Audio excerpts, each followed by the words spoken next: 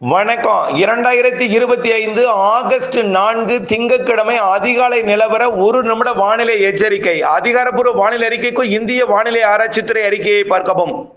வங்கக்கடல் வளிமண்டலத்தில் நிலை கொண்டிருந்த வளிமண்டல மேலடுக்கு சுழற்சி சற்று வடக்கு நோக்கி நகர்ந்த காரணத்தினாலே வடமேற்கிலிருந்து வரக்கூடிய வெப்ப நீராவியை வடகடலோரம் வழியாக நுழையக்கூடிய மேலடுக்கு காற்று குளிர்வித்து இடைமறித்து வட உள் மாவட்ட பகுதிகளிலையும் சென்னை தாம்பரம் உள்ளிட்ட பகுதிகளிலையும் மழை பிடிப்பை கொடுத்தது.